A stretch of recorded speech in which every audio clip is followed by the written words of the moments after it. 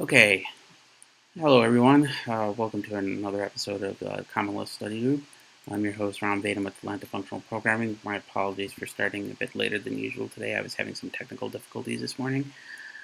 Today we're going to hopefully complete our discussion of the FSet library, which we've been covering the last few weeks. Today specifically we're going to be talking about another way of iterating through various collections in the FSet library, along with how to create member types in terms of actually setting up your types in order to leverage the FSet library. And during that discussion, I will kind of introduce you to some design rationale that I found while I was looking into how or why particular patterns were adopted by the FSet library. So, without further ado, let's begin. So last time when we were talking about FSet, we mainly covered various different ways of, other than the final data structure, the bags data structure, in which is represents a multi-set. And just to review, FSet has bag sets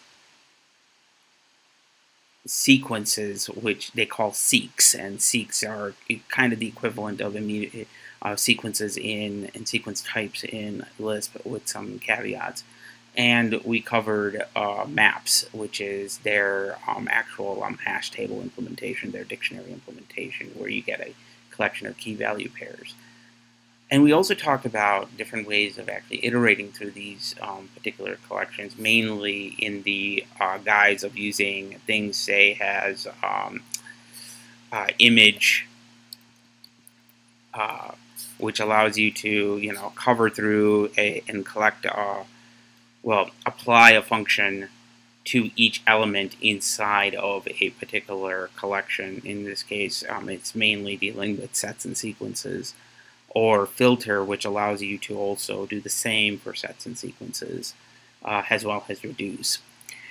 These functions, map, filter, reduce, image, filter, reduce, are the equivalents of map, car, reduce, as well as if you apply for filter, I don't believe there's some equivalent in filter in the actual standard Common Lisp library. You would have to use a this is FS filter. Let me go to CLU set package, CL user. Thank you. You see, there's no actual. It's probably getting this from.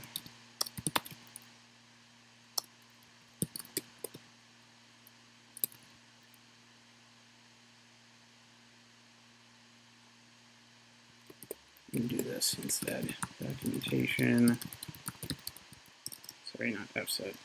Filter function. Okay, you know what? Give me a second. Let me go and restart this guy.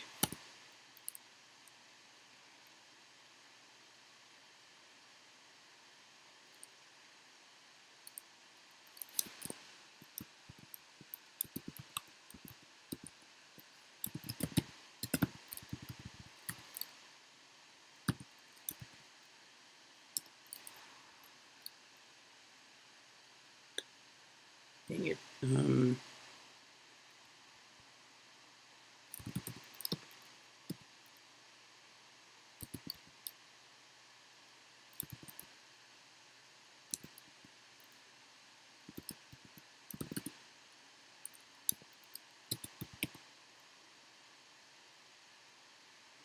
My apologies. For some reason, I got kicked out of evil mode when I was in that buffer, so I had to go and change it a little bit. Okay, so now I can actually do this.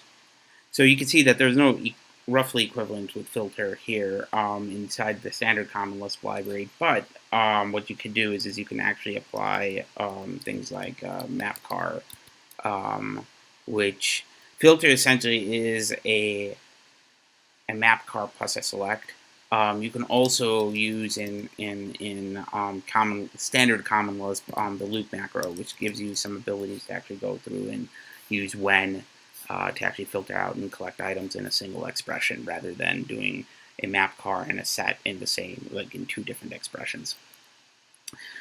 We also talked about this generic map function that is available inside FSet called gmap that gave you the ability to move around and actually go between FSet collections and standard common Lisp collections and sequences types. So in some examples, we've talked about how to, for example, take two different collections, an indexed collection, say 0 to 3, and a vector collection of values, and you can actually list a set of pairs, as you saw with this example, which gave you, oops, let me go, and forgot to load this guy, since I click load, what's this called?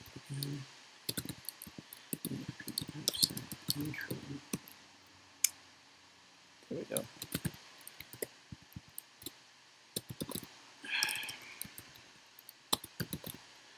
So in this case, we actually created a set from two different lists, and we were able to actually switch between them. We combined them and created a list of pairs. A set of pairs. One of the nice things about gmap is that you have some of these convenience keywords available to you. Like if you want to switch between any of the collections, you just simply specify what your destination collection is, and you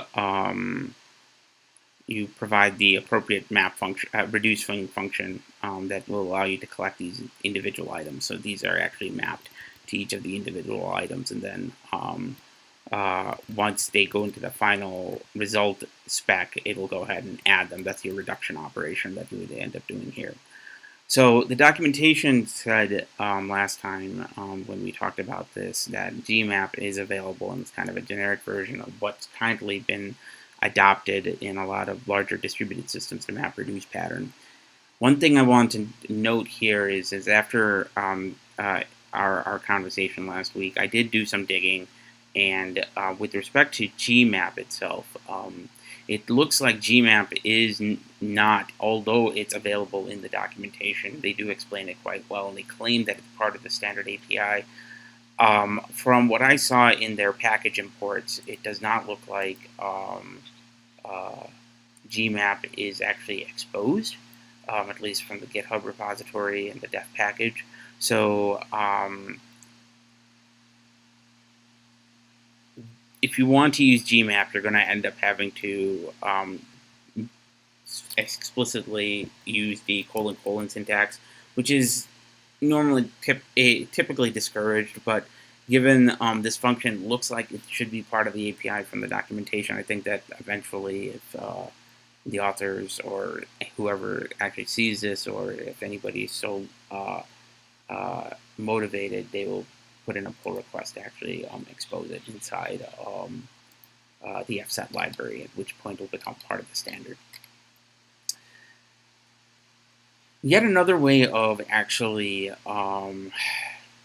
using FSet is dealing with well, when it comes to iteration, that is the use of writing a method, a specific method for generic iteration. What I mean by that is if you end up either using any of the base types or even if you end up using your own custom type from actually subclassing any of the sequence types that were mentioned here, you have at your disposal a way of writing your own iteration protocol that is not associated with image filter, reduce, and the stuff that I mentioned last week, through the use of the generic function iterator that's part of the actual library. So FSet iterator. Let me just make sure that it's there. Okay. Takes in, if you look at the my mini buffer here and the function signature, it takes in two things. One is the collection type that you're working through, and the other is the pairs, potentially a key parameter, whether or not you're dealing with pairs or you're dealing with just straight up sequences, and it will go through it one at a time. Now, the one thing that at least I noticed in the docs and I did not see in the actual signature, which is a little bit weird,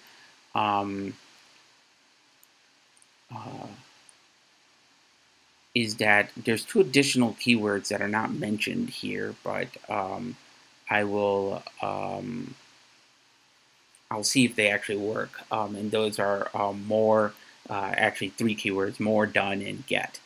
Now, this is available inside of the function documentation. If you actually look at the fset.lisp file, which is where it is defined, it does actually provide that functionality, that ability to actually,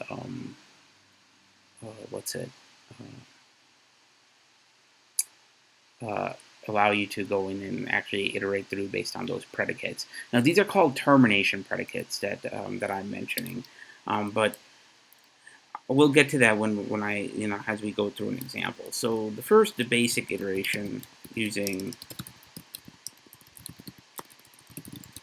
the iterator generic function is literally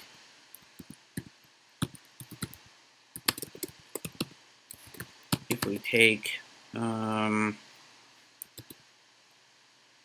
let's take our seek example, which if we saw our seek example here, sorry, I have to change packages, and if we do seek example, you'll see that it's just 1, 2a. So let me just clear up my buffer so everyone can actually keep track of that. Without any parameters, which I don't think you need to actually pass in anything of these, you can just literally do this, and it will return a closure of the values that you are, well, think of it like a lazily evaluated iterator. So the only time that you'll be able to access it is if you end up doing a fun call on it, and then you pass in a get, and I messed that up. Give me just 1 second. I just have to pass in a get or set here. What was that? Return a closure of 1 argument.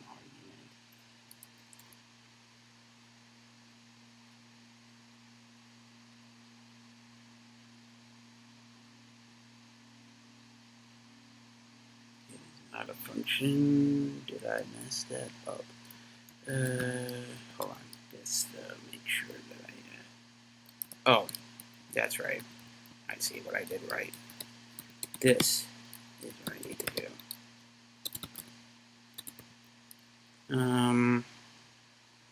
Let's set this guy, because I printed it rather than setting it to a parameter is why I wasn't able to actually do that.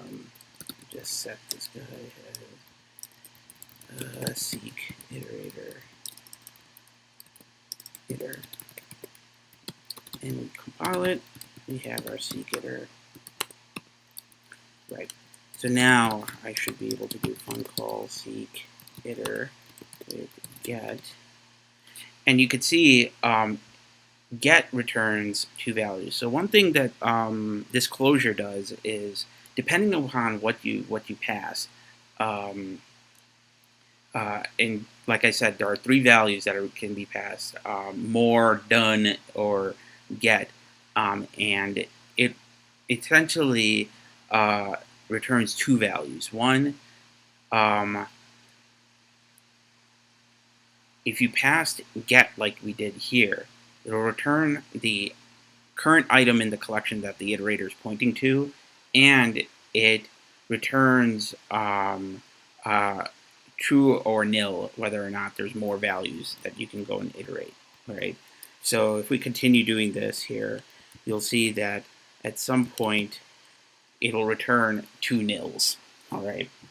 So unlike so you can think of this kind of like our forward iterator inside languages like, say, C++, where the last item is not the end of the collection, all right, but it's one past the actual end of the collection that they're going to end up getting nil, all right.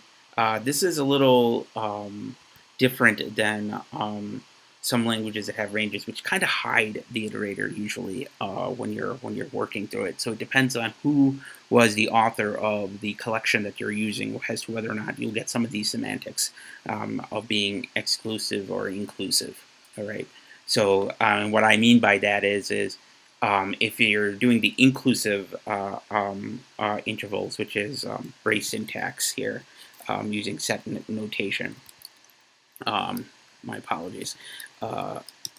Can't use. Let me just throw this here. So if we are talking about inclusive notation, okay, inclusive sets, we're talking about closed intervals, and in this case, you would normally typically expect that when you hit item n, it'll return nil for you, saying that there's no more items in the set. Because it just returned to you the last item, right? In this case, we are using half-open intervals, which are, if you're looking at set notation, it's including the first element, but it's excluding one past the last element, all right? So this is typically not included in the set. And in this case, when you're using the Iterator Protocol, you'll go past the last item of the set and then return it. Okay, and that's what's going to be considered the end, and that's what we're seeing here. Let's use the other two examples just to show you, the other two keys, just to show you what those provide too. In order for me to do this, I'm going to have to reset our iterator. So let me go ahead and reset it. And let's say we pass in more. Right, and I don't believe I need to provide any more. Yeah, it's one argument, so it is essentially a flag to tell you whether or not your iterator can actually keep moving. So you can use this in, say, like a loop protocol to iterate through, and loop until fun call seek iter. Let me also show you one more thing, and I'll give you this example. Fun call seek iter is the opposite of done is the opposite of more, basically. While more is checking to see if there are more values available, done is checking to see if we're done iterating through the collection. And so you can use this combination and not use the multiple return values that is passed in by get to write the following, to just quickly to iterate through a collection. Loop until fun call seek iter done. When fun call seek iter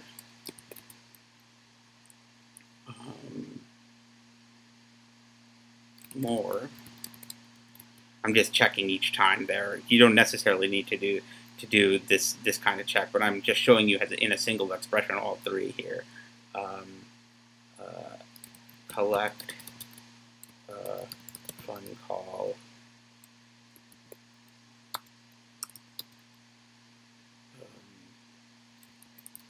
seek.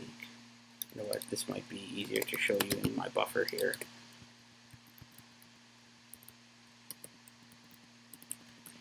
So we have this, and then we will collect and return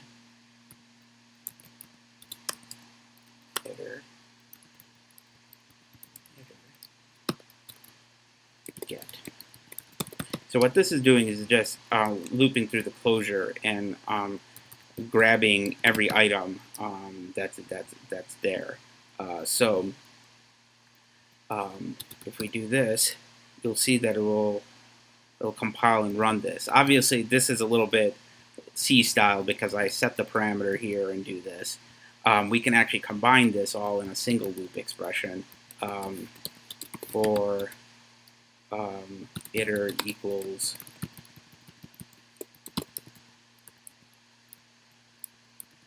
sorry, let me do this.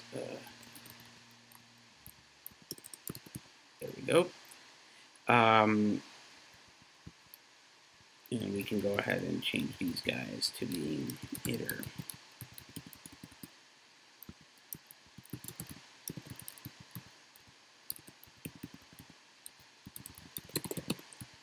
And let's clean up some of this indentation so they're all kind of the same.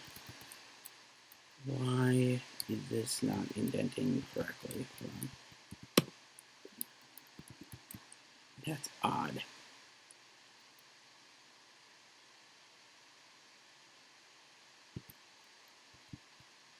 Instead of collect them, we do. This way it's a little easier. Look at like this. Okay, so here we go. Let's do this and grab that.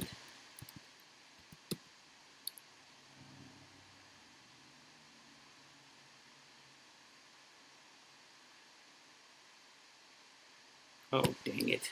I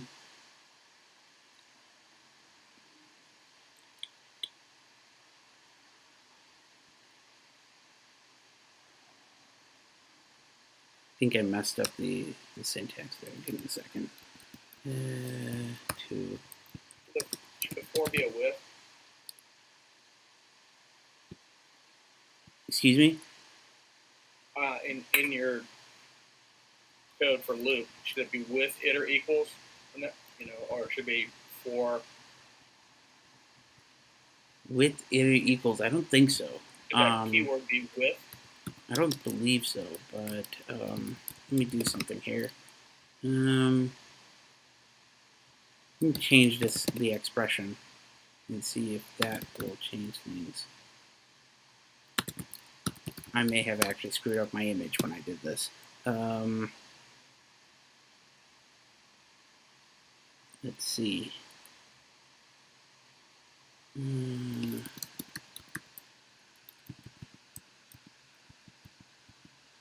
Okay. Ah, shoot. Yeah, I screwed that up. No. Not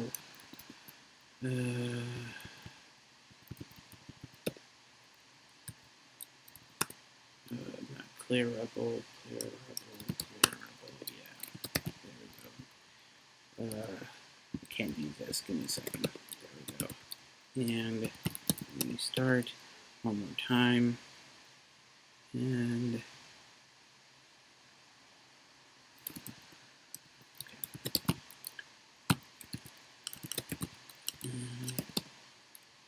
this will all go through smoothly. S. Okay. Now, pretty sure it's loop or iter equals.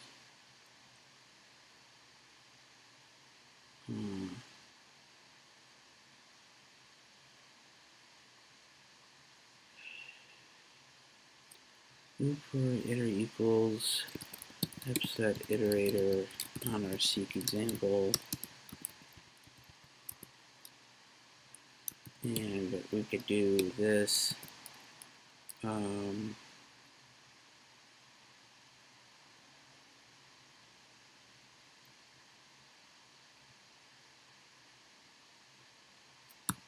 Unless, let's do this. Unless fun call iter done collect fun call iter get.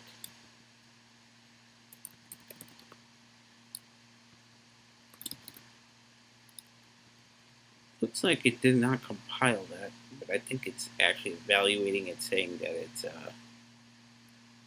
just not actually working. So Can I? Go ahead. Why don't you do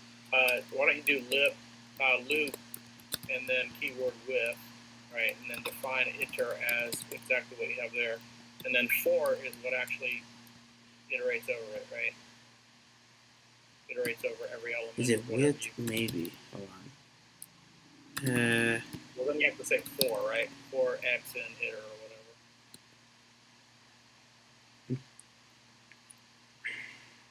Hold on a second. To be with for unless collect. With for unless collect. For is used either in, I thought, for normal iteration, like if you're doing like index iteration, like for from, right, or for in, but I don't remember with being used for closures like that. But I mean, if you define iter as some iterable, right, then you have to have some symbol for each element of that iterable. Right. You define iter as the iterable, and then the for set for foo in iterable, and then whatever you're going to do. That's how I remember it, but I haven't read it in a while. Yeah, that's why sometimes it's always good to look it up just to make sure that we're not messing anything up. It's for in.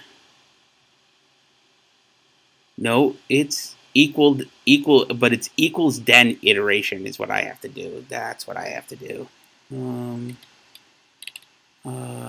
Equals and local, because you're thinking of while main variables are needed within a closed clause.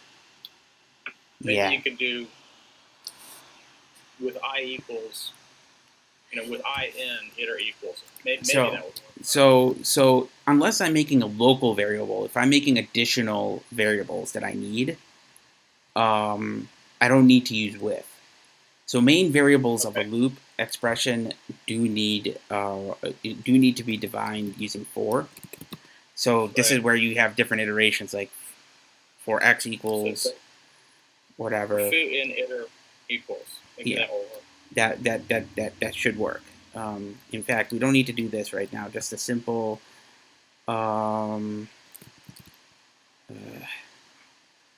Let's actually just do this. Instead of doing this in the loop expression, let's say seek iter equals this guy.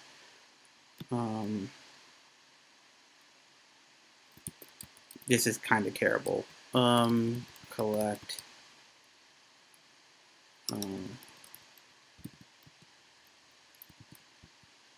Actually, this is a. This should actually work. Hold on. When. Let me just try this with the expression here.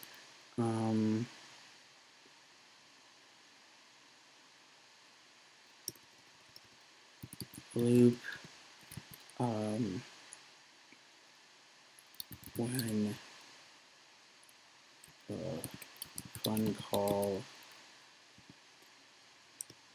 not when, while fun call seek iter is more.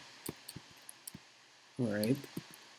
do, and we're just going to go ahead and print seek iter get. All right. Oh, it's unbound for. Did I accidentally? Oh, that makes sense. I forgot to load this guy up.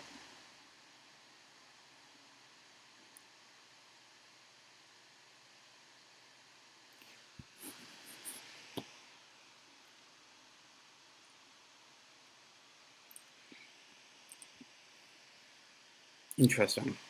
It looks like it doesn't like working with the closure like that. So I thought I would be able to do that. So that's we could write it a different way. Let me just make sure one thing. Seek iter more.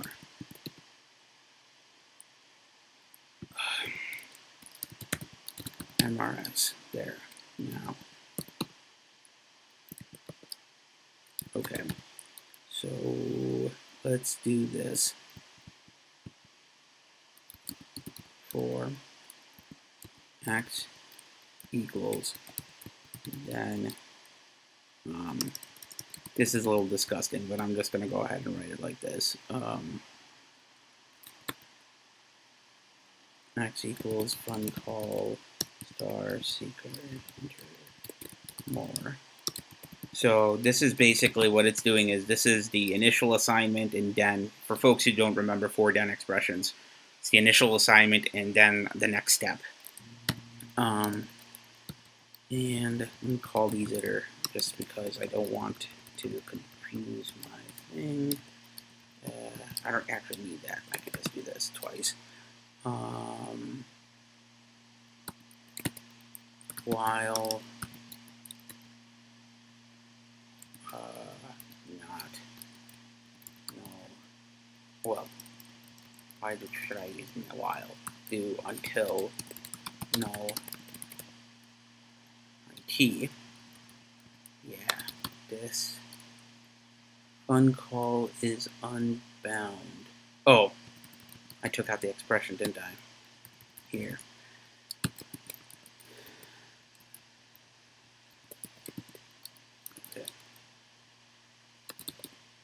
There we go. It was because it wasn't getting the update variable in there. So, which means, let me just make sure that I'm getting comments here. All right. So this is what I was trying to kind of illustrate. You can actually do something like this. You can also write, instead of that, you could also write until fun call seek iter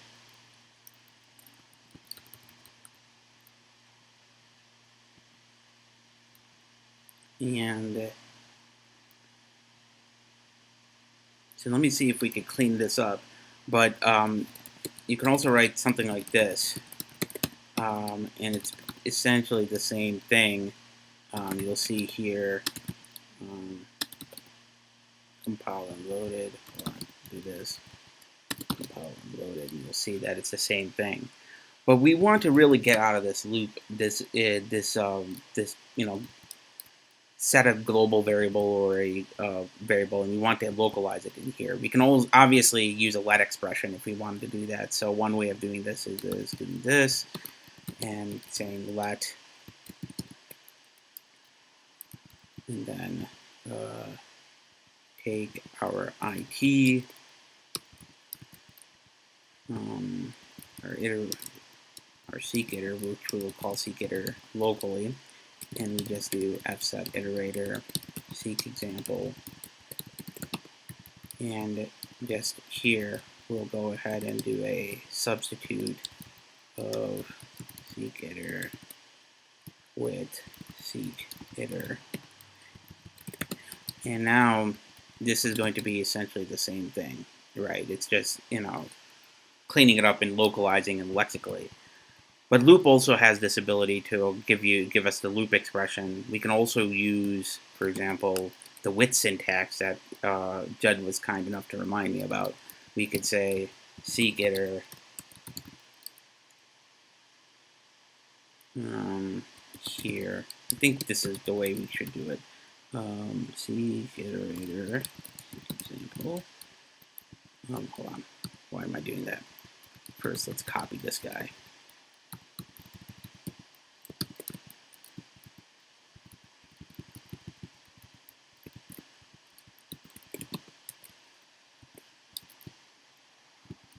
For it equals, seek iter equals FSet iterator star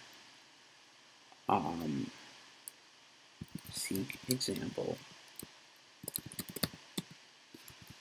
So we just need to set this guy once. We don't need to step and iterate it through again. This may not work because don't think on the next iteration this shouldn't get updated, but it might based on what we were experiencing before. But ideally, this should work too as well. You can see right now what's happening is it's stuck because we're always actually updating this value. So I guess the only way to use this iterator is, hold on, restart, so I can actually get my image back.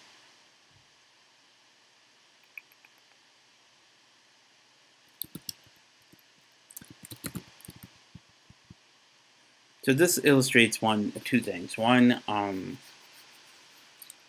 when you're using iterators and closures especially, don't try to assign them in there just because you do an lexically scoped let block, just because obviously the closure is going to be used in multiple iterations. It's always going to be reinitialized, which is something that I should have thought about, but it did. And the second thing is and this is more important with respect to this, although this is available to you, and you can use it for pretty much any sequence type. So we can copy this guy, and I can show you using it with maps as an example. Populated map. Hold on. I need to load this guy. And let's MRS. Now go here. There we go. And if we call this guy,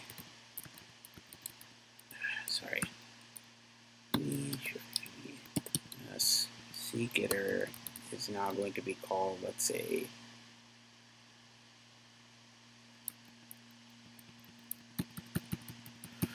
one second, this and this needs to be getting rid of.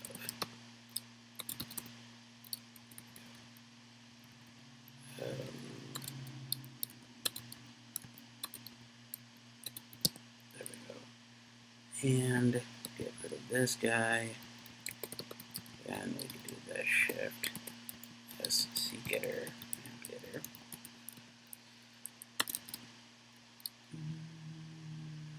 Seek iter is unbound. Did I not get everything?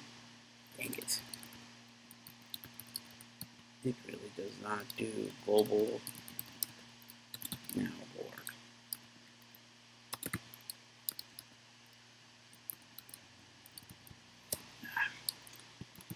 All right. 50.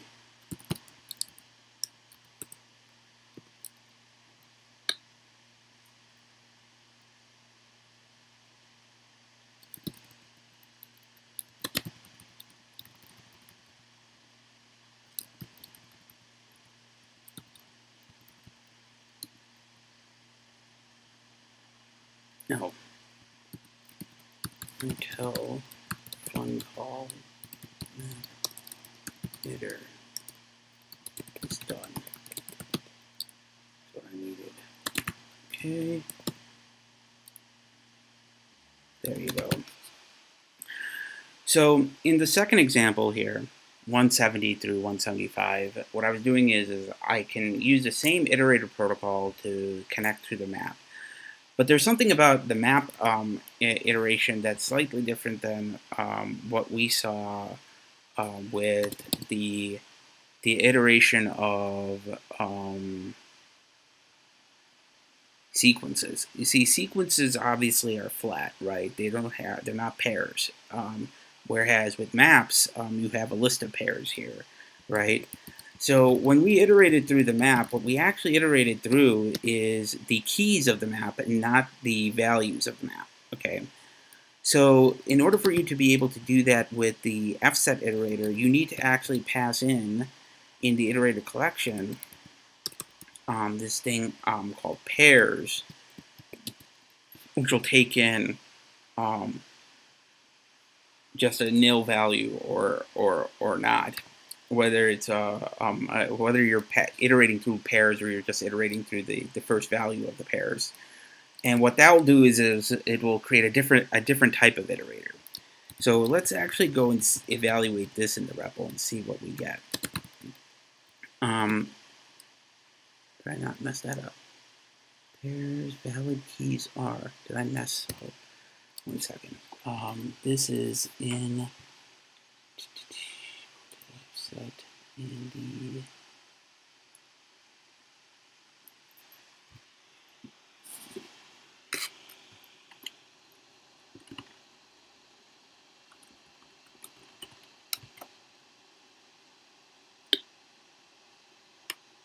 iterator key pairs, if pairs.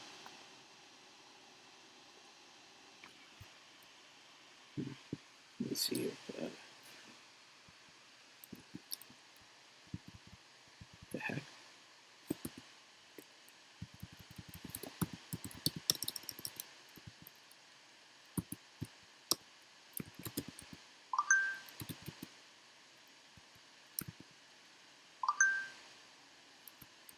One second.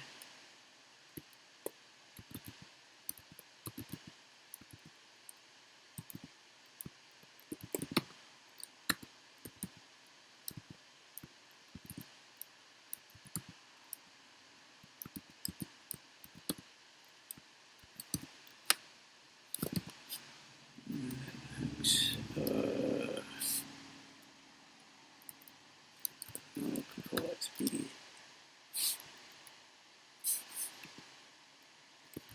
Says server side closed. Did I mess something up here?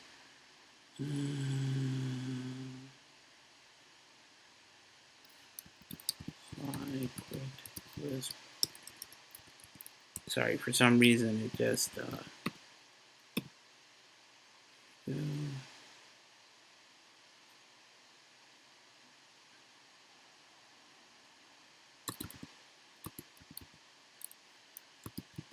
There we go. Let's try this one more time.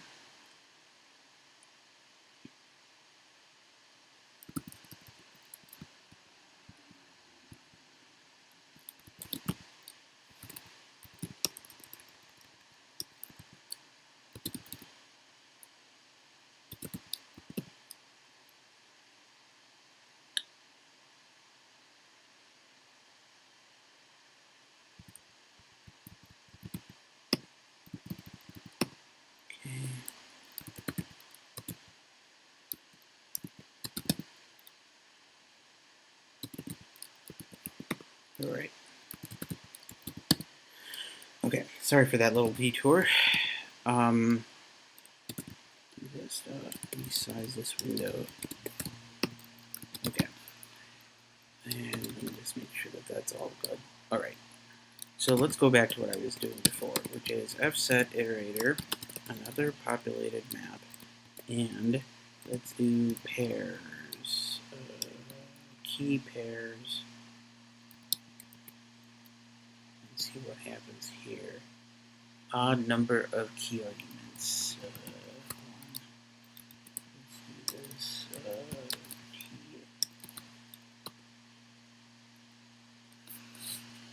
Invalid keyword argument. I see that as part of the iterator signature, but my understanding of it is that I could just pass in a true or false. Let's see. Valid key. Okay, 1 second. This is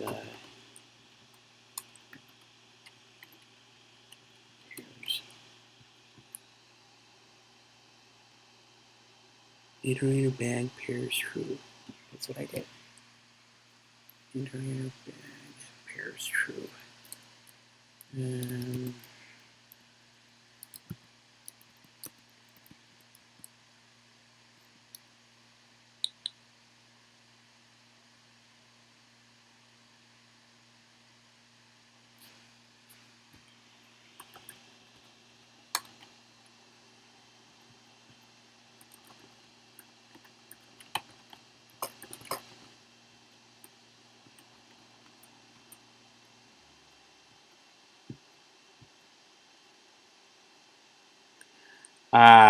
That's the reason why.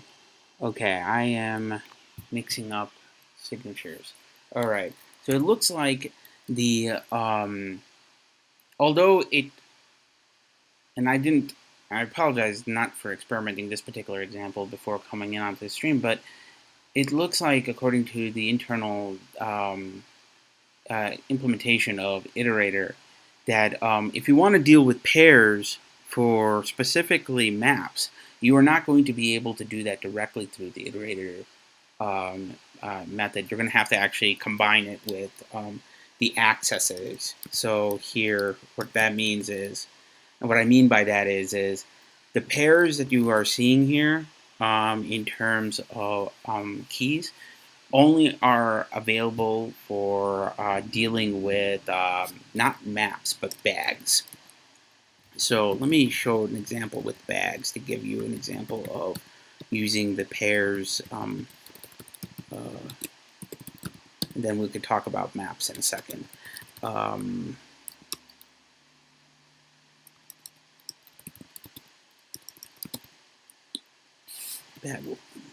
Okay. This should work.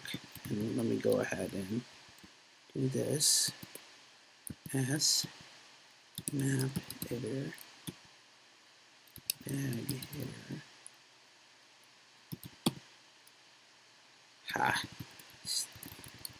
This guy just does not know when to do that. Okay.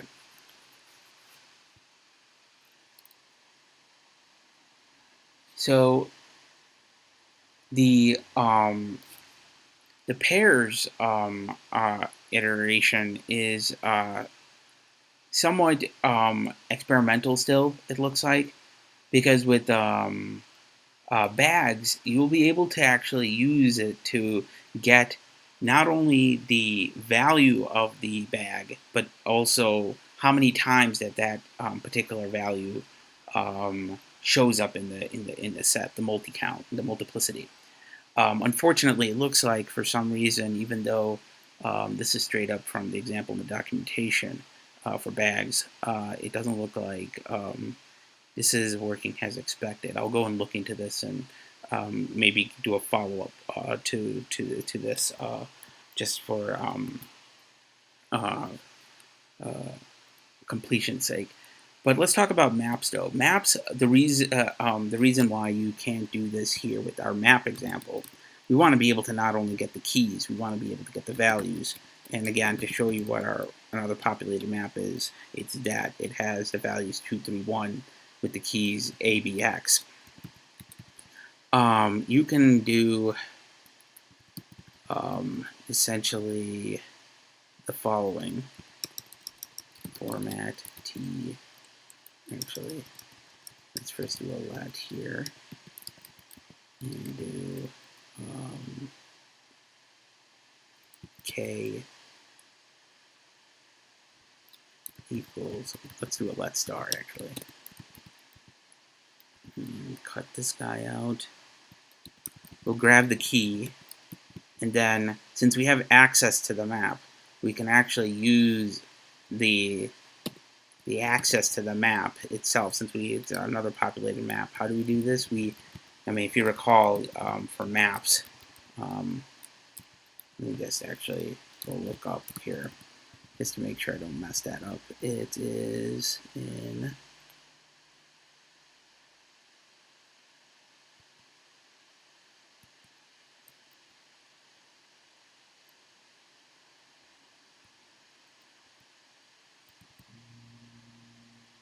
lookup.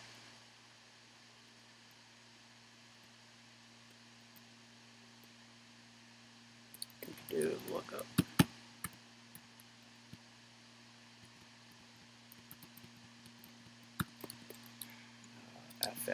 FSet lookup.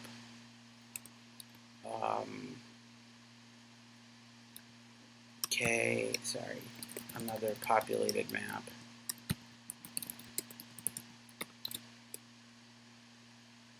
Okay, and now you could just go ahead and write what we were doing before, but you're going to use just format key a value a. All right, K and B. And you'll end up getting essentially the same thing. Now, the reason why I've been trying to show all the different variations of this for one reason only, as you can see, the Iterator protocol is fairly involved, number one. It creates a closure. It has values to check to see if you have terminated the iterator internally through the use of done. It also gives you checks to make sure that there are more values that you can iterate through the use of more. You could grab the particular value using get, and you can use this on all the basic collections that are at your disposal. But it's more imperative when you're writing this code this way than if you're writing code in a functional fashion. And that's really what I was trying to kind of get at. The one thing is because of this, although Iterator is available, if you want to deal with your collections more functionally and treat them as immutable values, and you don't want to have a stateful object like Iterator handling that because it is modifying state behind the scenes, so it's not, deterministic semantics like you would want in a normal functional program. Your best bet is actually to use what we showed before for converting your collections to sets. And we had some examples of this. Where is that example list? Where is it? I'll just go ahead and write one. FSet convert. You specify the type, let's say vector, and then you specify the collection, let's say our seek example, and it will go ahead and create the appropriate sequence type that you could then leverage inside standard functional API that's available to you inside standard common Lisp. So for complicated iteration structures, it might be of use, but if there's a better way for you to actually use either the vanilla common Lisp standard iteration API through a conversion or the use of the map operations, that is probably a far better way of dealing with the iterators themselves.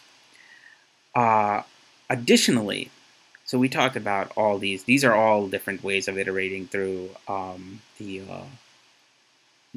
the collections themselves. Additionally, there's yet another way of accessing it, and that's specifically for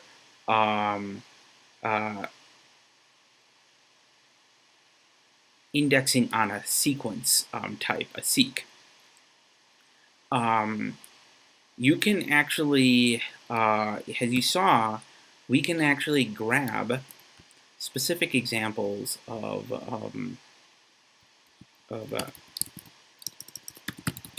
specific values of a seek by just simply doing an FSet lookup and provide the seek example and the index, and this will give you the value of what's inside the sequence collection in an index fashion, because sequences are random access. You can actually access any one of them. One, three, and our seek example is 1, 2, 8. So 0 is 1.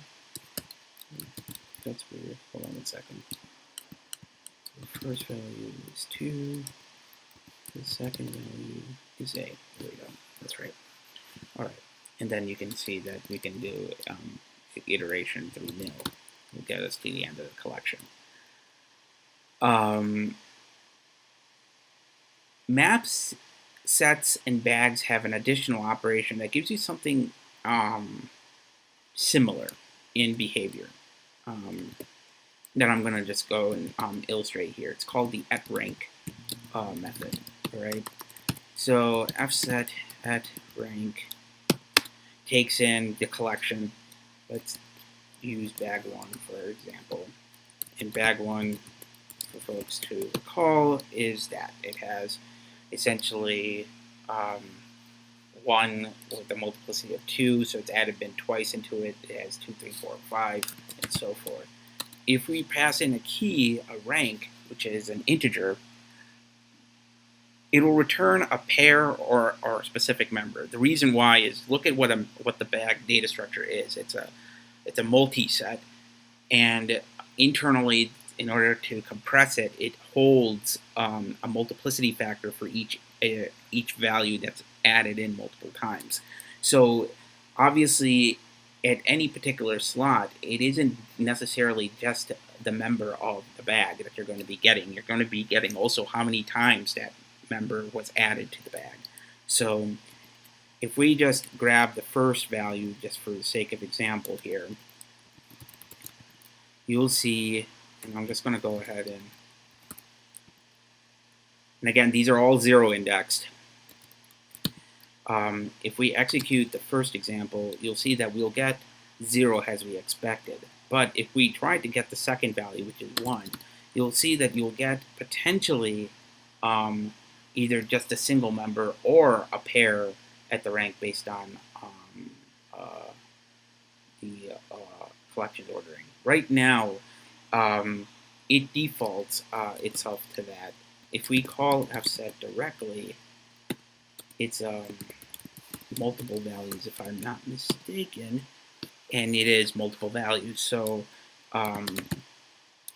it'll return you multiple values. So obviously, if you know that they're going to be getting it, you can just simply do val multiplicity count.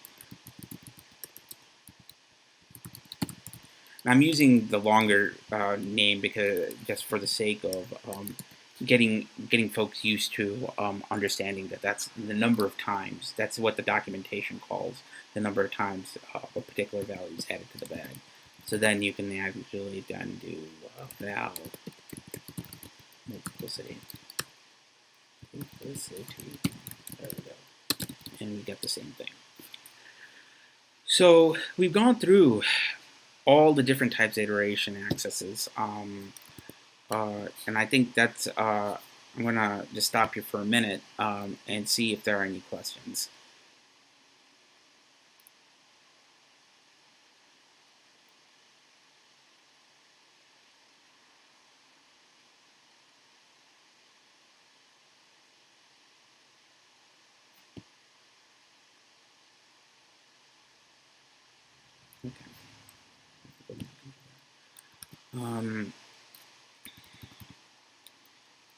So looks like there aren't any specific questions. I appreciate the comments about suggestions for future talks. Please have them going. I will go and look back at it and schedule time to actually to create some talks on that. And just keep them coming, keep them suggested. So let's talk about equality and comparisons just for a bit, because this is a very important thing when we're talking about collection types especially. Just to kind of review, in Lisp there are different kinds of equality. There's EQ, there's EQL, and then there's equal.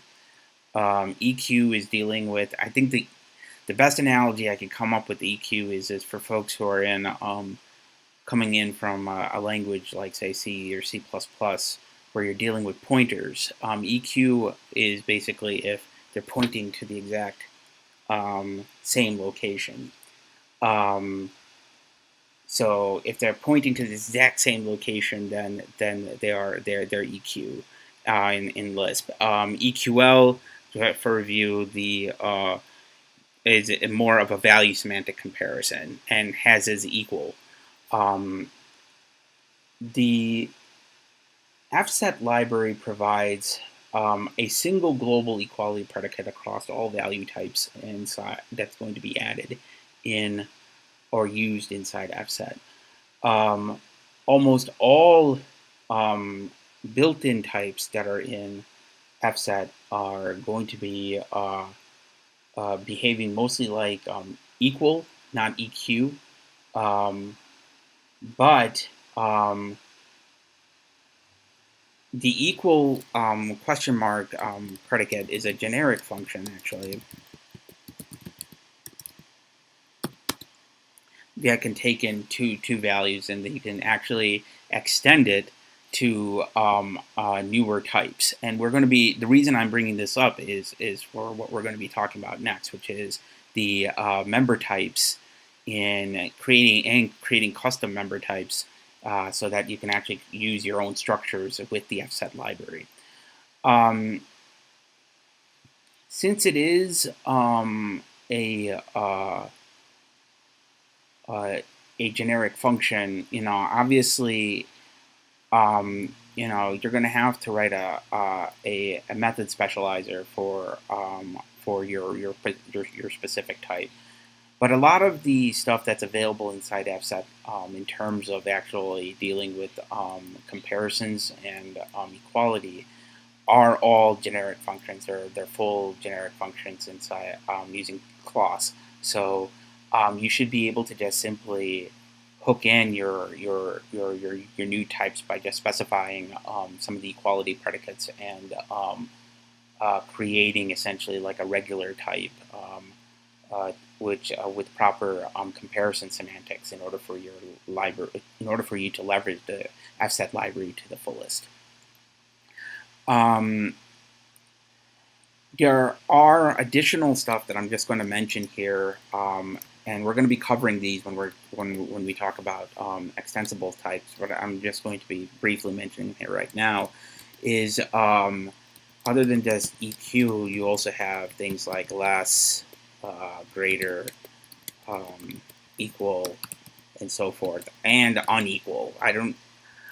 This is kind of weird. I've seen this pattern in other libraries for folks who are not familiar with this, but a lot of times what ends up happening is although you have the ability to write a not equal version of your type, almost always, because it doesn't make mathematical sense, you're going to write your unequal predicate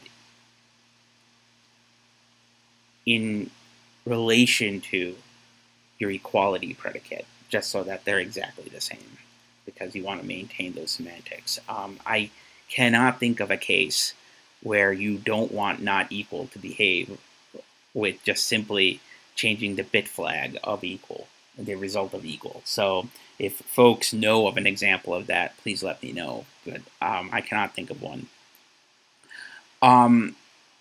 There are other things that are available to you in terms of specifying member types and methods for comparisons, and this includes things like null, real, whether or not you are using with symbols. Sorry, you're checking to see null to see if something is a null. These actually occur in terms of what's it?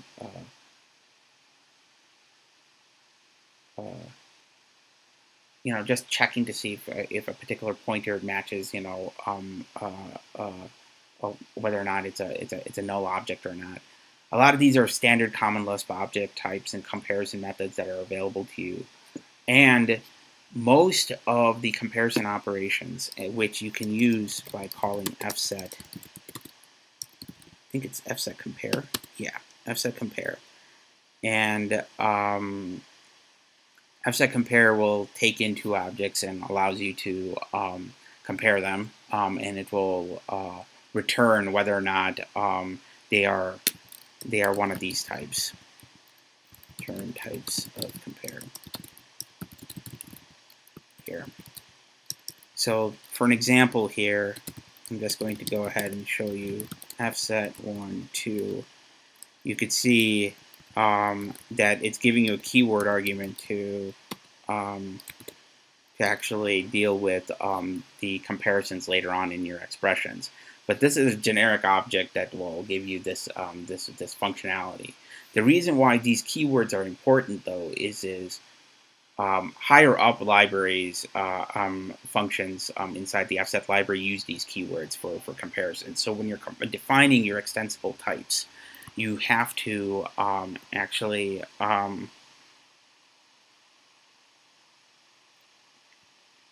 oh, thank you. There's a correction there. There is an equal predicate inside common Lisp that you could do that gives you similar. Wait, what does this do? This just gives you return nil or true, right? Yeah. This is the equal for. So there was a comment about equal p being the equivalent for the for the equality operators for each of the built-in types. Now, there is one thing that I'm gonna mention here. Equal question mark and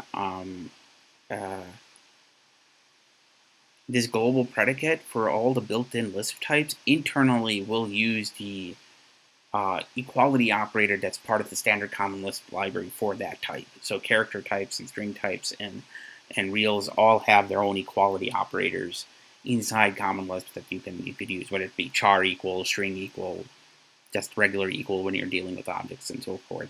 Equal p was actually mentioned in the chat along with those types if you want to do just generic comparison too. But internally, it will figure out those types and call the appropriate equality operator.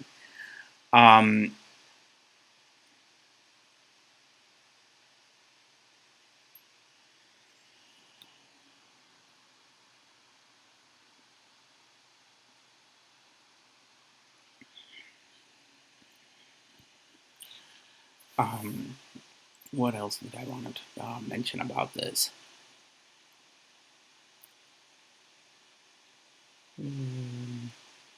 Yes. So one of the examples that I showed, whether it be sequence types like this, or even I think one of my sets. What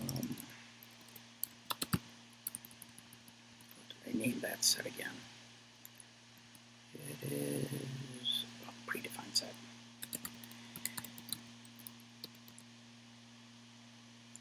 Is if you have mixed types inside of a particular collection, a lot of the times these comparison efforts and comparison methods work really well with members with the same exact type. But if you have a mixed type collection, which should be very rare, but it can happen, a heterogeneous collection, the comparison methods that you see are specialized to expecting the two types that they're comparing to be the same, right? If they're not, there are going to be some weird behavior in terms of particularly looking up and finding out the most appropriate method to actually go in and and dispatch on. This is just general def method stuff that you should be aware of. It does a quick lookup based on the symbols and actually go and figures out which method is the best method to go and dispatch of, and this is before we start talking about method combination. We did a review of this before in the past. For user-defined types, and this is where the recommendation comes into play. It falls back to comparing essentially the type names. So it does a type of looking up, make sure the type names are the same, and then it'll go in and go and use them. So there are ways of leveraging this for your user-defined types, this cross-type comparison method thing, but and it'll make things more efficient for new types. But the one thing to be aware of is if you want the fastest code ever in terms of comparisons, the best thing to do is make sure that you're comparing and one, don't populate your collection with heterogeneous information. Can't dispatch on types.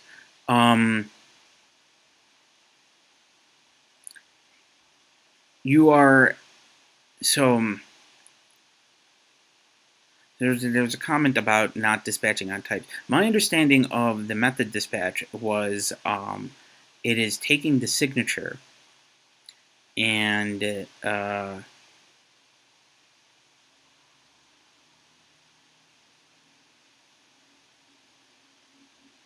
oh, okay. Thank you for the clarification. One of our experienced lispers made a very good point about this.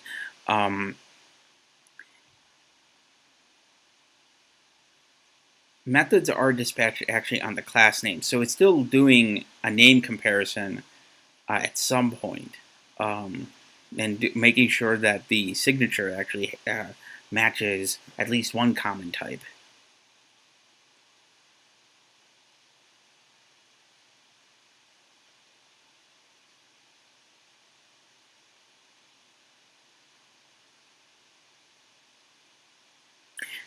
Right. So the comment is that arbitrary types, though, can't be specialized on, like simple array, single float, and so forth. Those are. This is part of a larger discussion upon type comparisons and method dispatch. But my understanding of it is essentially the class names dispatch. But I didn't realize that there's a specific name for it. It'll just do a string lookup between the class names and making sure that there's a close enough match for something that a method can actually be can use. But again, this is definitely a larger discussion topic that I don't want to really dwell too deep in right now, because I don't think it's a specific thing that. It doesn't affect the usage of this library necessarily, but it does affect performance implications when you're actually dealing with larger Lisp programs. So, but yes, that's a very good point though on types that I should bring up. So, the final thing that we're going to be talking about here, and is two things that we're going to be talking about is adding new types and then going ahead and leveraging and some performance considerations, and then I will leave you guys with a just a series of what's additionally available in terms of method calls, because we didn't actually go through all the methods inside FSet. I only just gave you briefly the data structures and some basic manipulations that you have in there, but there's things in the FSet library that you can use before we get started on the method types, member types that I just want to briefly mention, is things like partition. You have, so if you have a collection, let's say, of Let's do this. Def parameter, simple collection of a seek. 1, 2, 3, 4, 5, 6, 7. And now our seek example now has this 7. If we end up using FSet partition on even, which takes in a predicate and a collection, what it returns is essentially multiple value types. Will partition it and return you the even set and the odd set. You can use this for other things. There's also, we saw FSet with filter before on a collection. If you're dealing with maps, you can also do filter pairs, which will give you a function and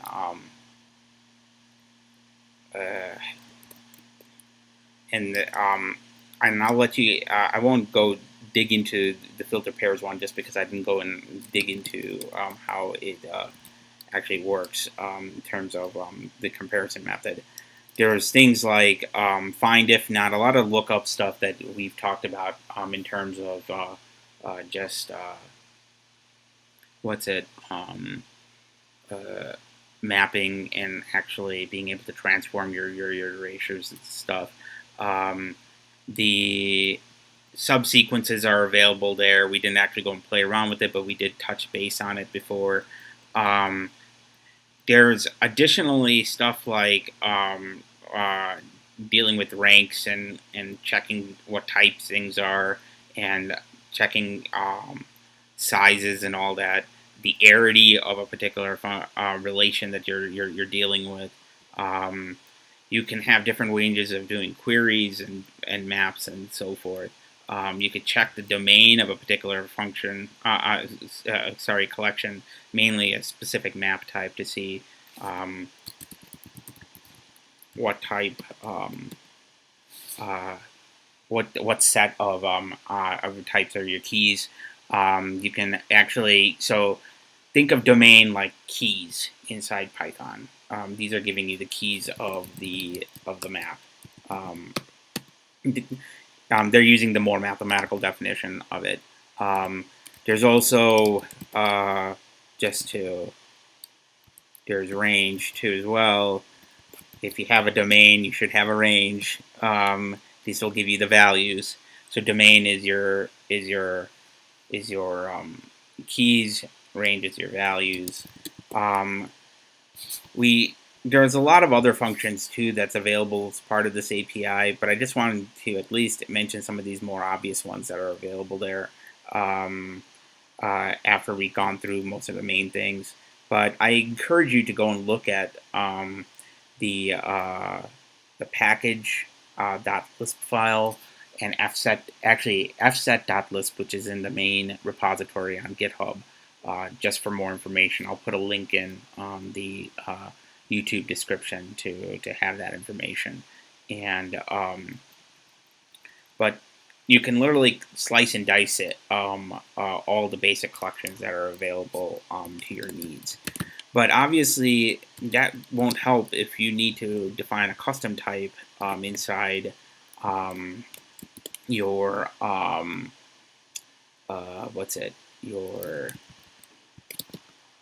inside your program to actually leverage FSet. So for this final example, I'm just going to mainly touch base on the comparison operators, just because this is important for the discussion that we had earlier regarding equality. But let's say that you have a simple,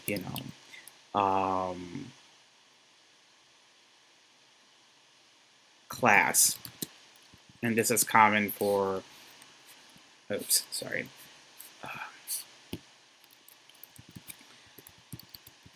for a lot of geometry programs. A class point that has an x coordinate and a y coordinate. This is going to be a two-dimensional point.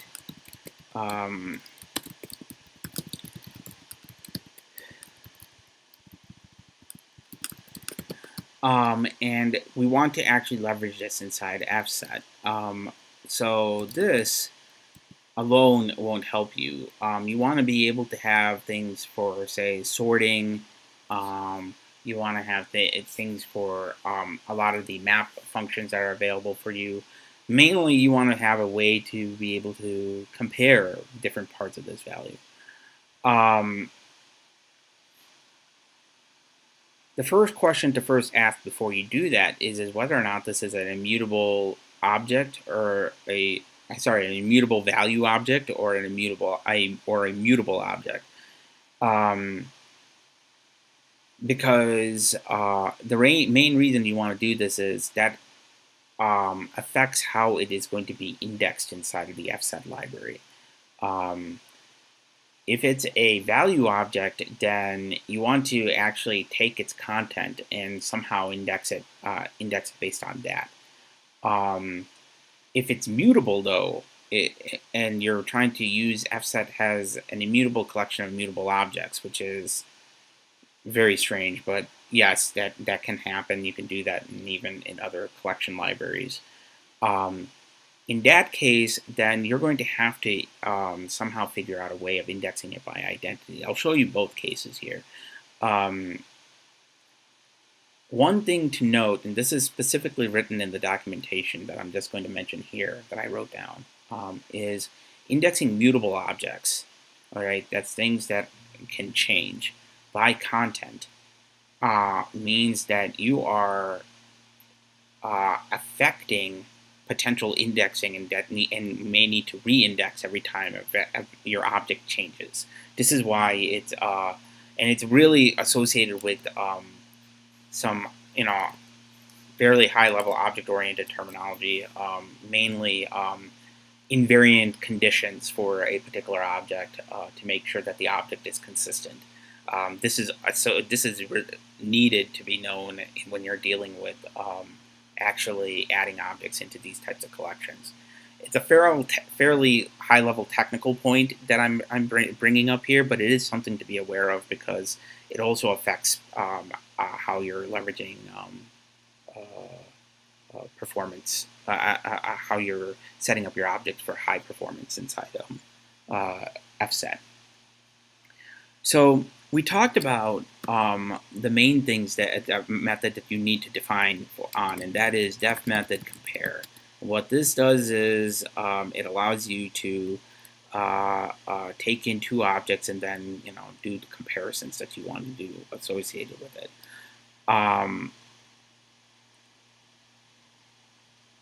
These objects, this method specifically has to return. And again, this is because of its use in the higher level API in FSet. Those keywords that I mentioned earlier, less equal, less greater, equal, or not equal. So FSet, for this kind of like convenience notation, will give you some pretty nice facilities actually to be able to quickly write these functions. One of them I'm just going is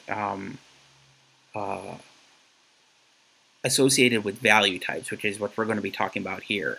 The main reason why I want to use value type semantics in terms of points is because, especially in the case of using points in a mathematical sense or in the case of using it in a graphics application, you don't necessarily want those coordinates to be changed once they're constructed.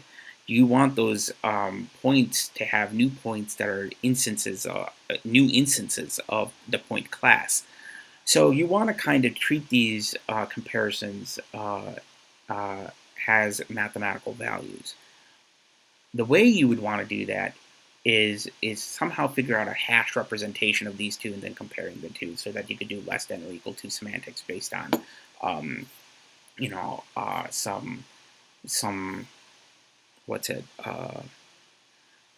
some representation that you necessarily want to do. And you could certainly do that here by providing, say, like a hash function or doing a geometric determination of the distance between them and the origin and so forth. But instead of doing all that, FSet provides you just a simple thing called compare slots. You could also use compare lexicographically, but we're not dealing with strings or any sort of character comparisons here. So we're just going to go ahead and use this. Compare slots basically takes your two values, and then it allows you to specify the order in which you want to do the comparison. So in this case, we want to check, sometimes, the x coordinate first and the y coordinate. You could just simply write y, and it will behind the scenes do the comparisons for you and set it up accordingly to do the hash representation and comparison.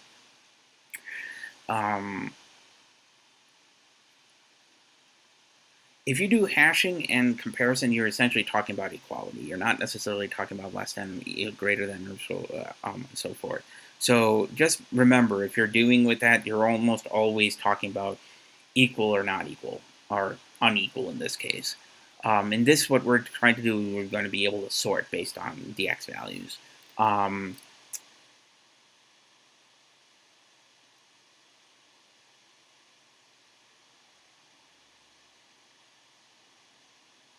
You can also specify, actually,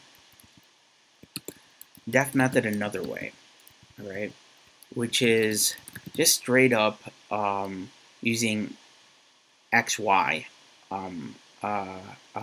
directly. This is kind of, I don't think it's necessarily something you want to do, but I'm just going to go ahead and mention it. Let's say P1, do this so that everything is consistent. P2,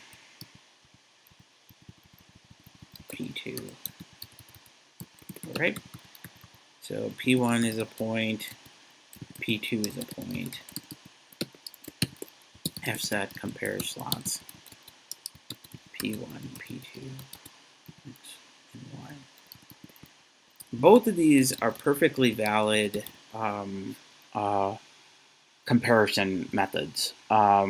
Internally, if it's written in this notation here on line 28 or 209, it's going to use with slots internally to grab the information to do the comparison. If you are using this notation, it's just doing a method dispatch on the accessor method that was provided to actually do the comparison.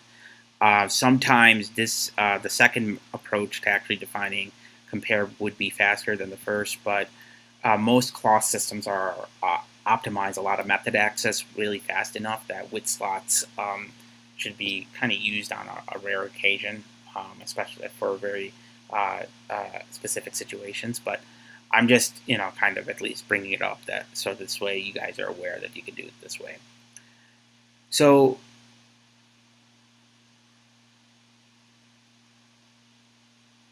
another facility that is particularly important comes in the case when you decide that your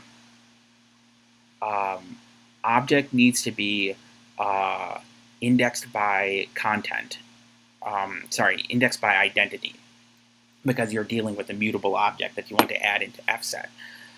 So there's already a mix-in class that that's provided at your disposal. If you decide that tomorrow that your point class should be mutable, not mutable, although again, for the sake of this example, it should be, you can actually make a mutable point class, or you can, in the point definition, and I'm just going to call it mutable point, just for the sake of differentiating, and then being able to turn this, submit this for all of you to look at. You just need to specify that this class is subclassing identity ordering mixin, and that's it. It will internally take whatever identity representation it may want to do, and this is strictly usually just equality, and it will write the methods that it needs for your slots to make sure the comparisons are done accordingly, correctly. So you don't have to write any additional code to actually get it to do hashing by identity and indexing by identity. Does that make sense for folks?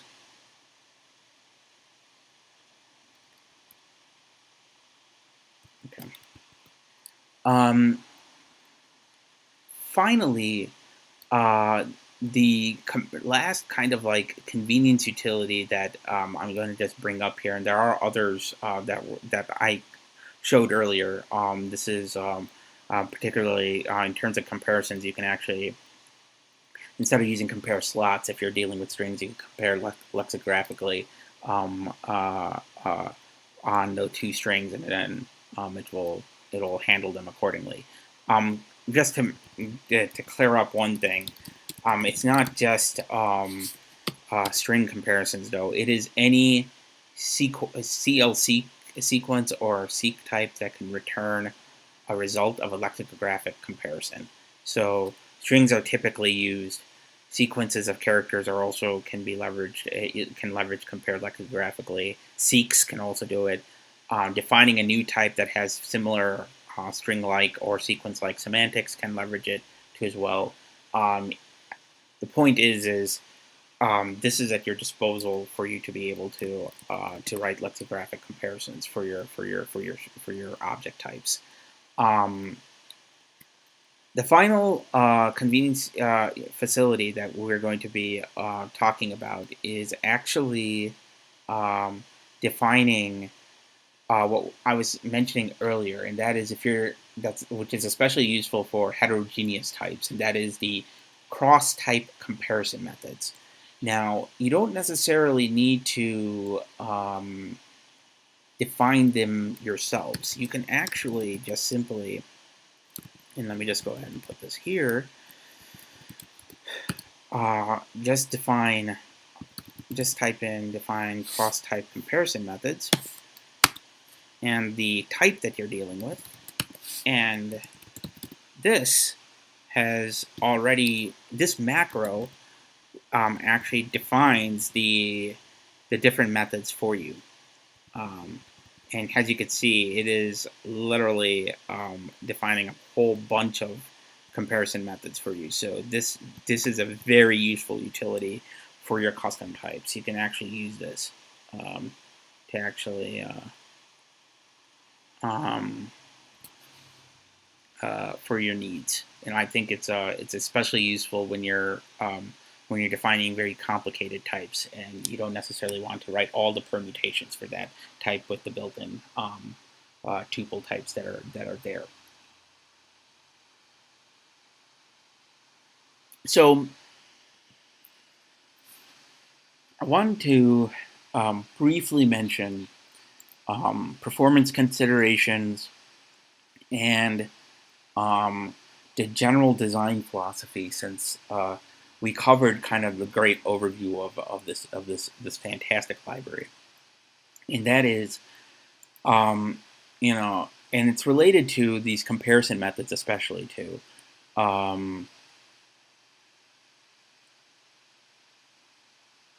The one thing that I wanted to bring up is the design choice of the base types. The author of this library wanted to be as idiomatic and has seamlessly integrated into Common Lisp as most other libraries. And so he spent quite a bit of time of actually setting up FSet so that it can actually go back and forth between standard Common Lisp collections and FSet correctly.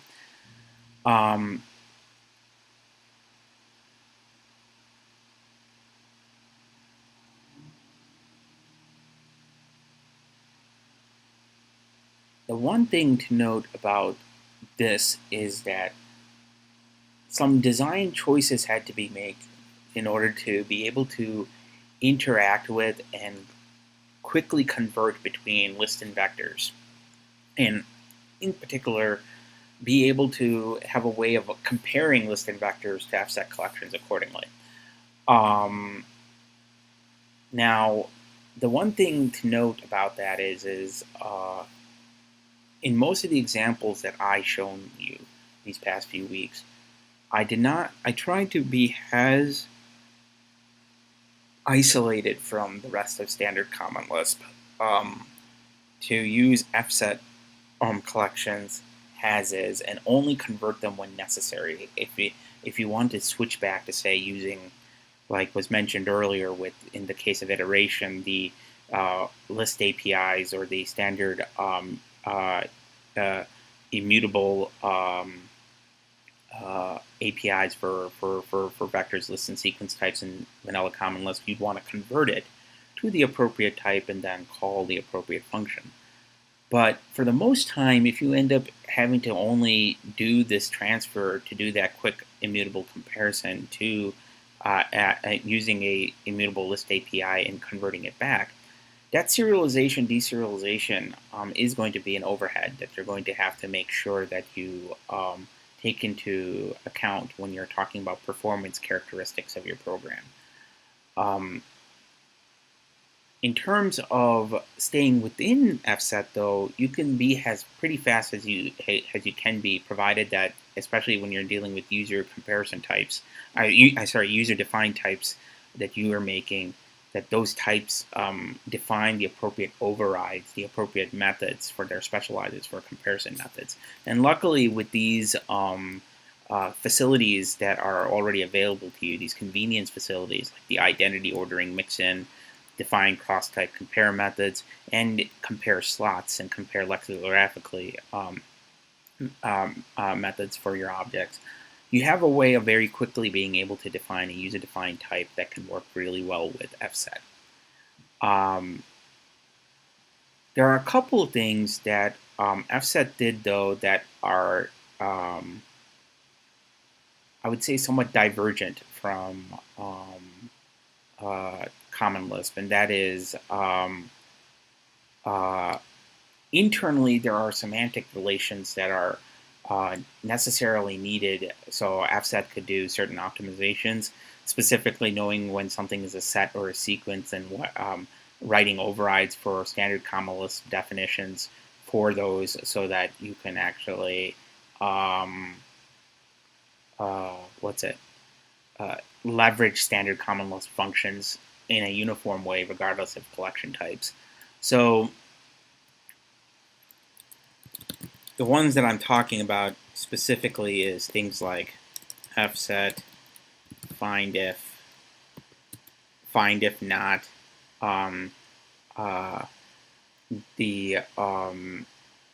remove if not, and so forth. There are a lot of these things that that have to know internally the semantics of what is being manipulated in order for certain optimizations to occur. That's why I'm kind of bringing this up, because these all affect the overall performance considerations when you're leveraging FSet. The author even specifically said one thing, which I kind of I'm going to quote verbatim, and that is, no functional collection implementation can be as fast as well implemented imperative collections, for the simple reason that functional implementations have to do more allocation and therefore puts a greater load on the garbage collector. This is something that just has to be accepted.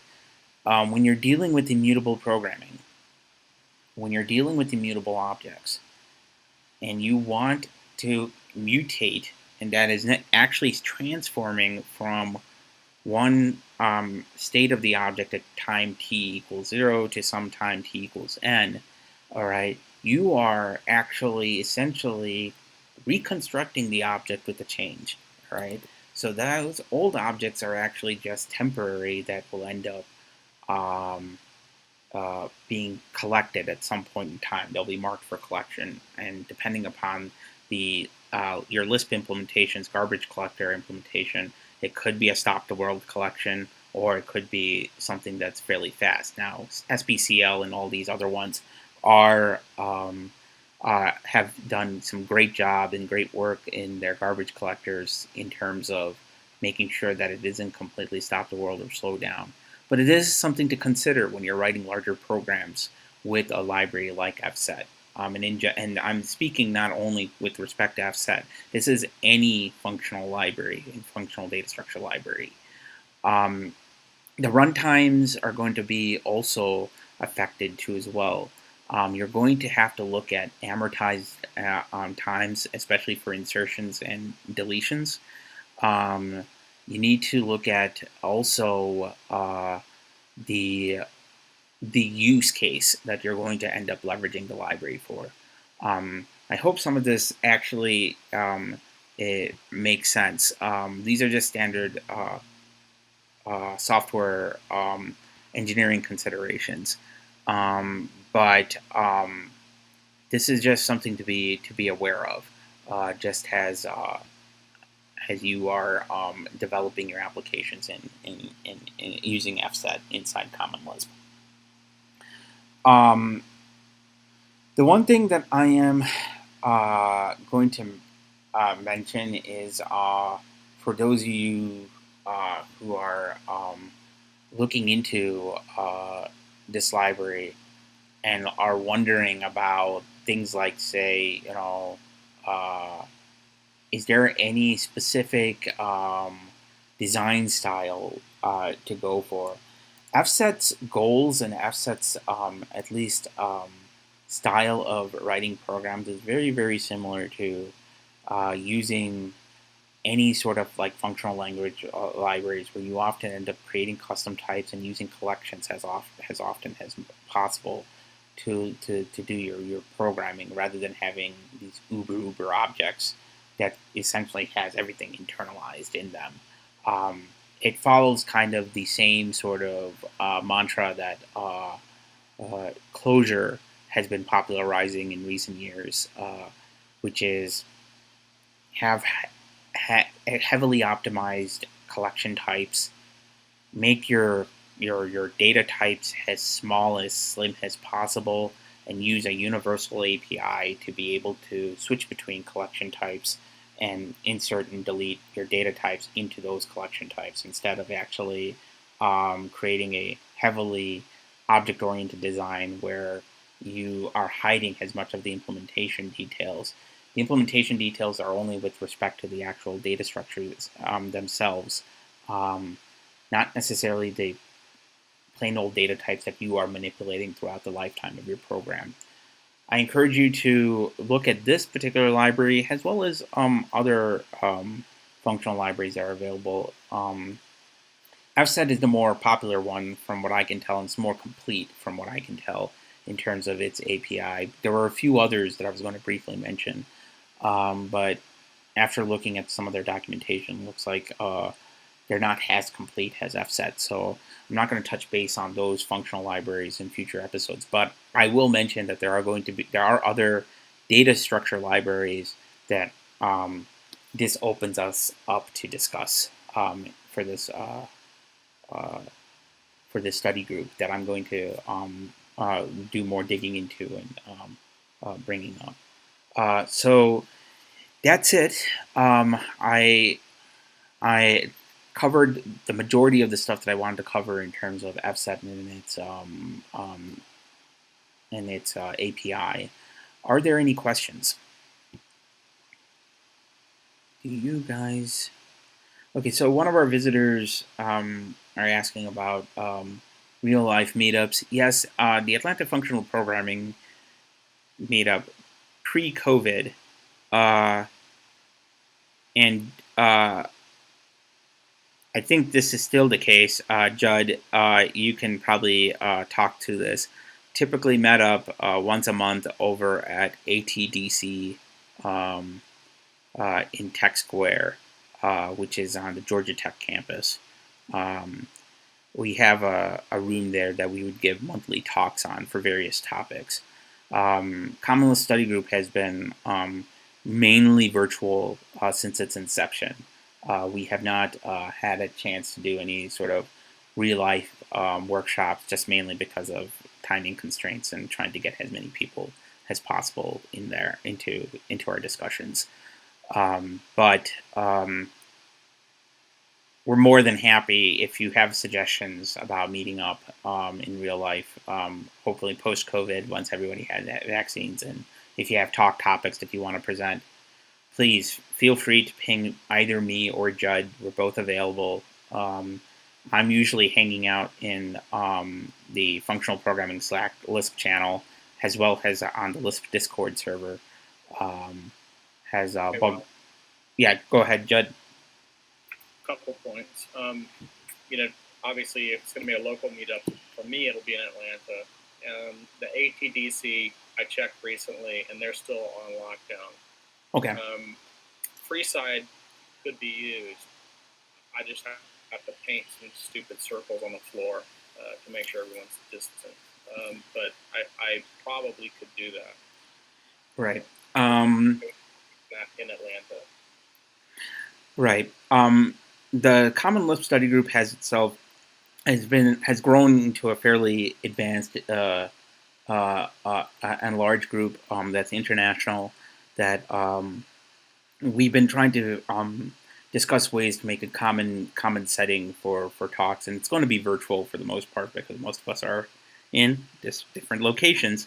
But for folks who are in the Atlanta area, Atlanta Functional Programming has itself met monthly pre-COVID and gave talks and at the ATDC in Tech Square. If you're in the Atlanta area and ever want to see a talk, just hopefully travel and all that can happen soon. But we're still in COVID times, so it's always going to be a challenge. But yeah, we are both a real life meetup as well as a virtual meetup. Any other questions?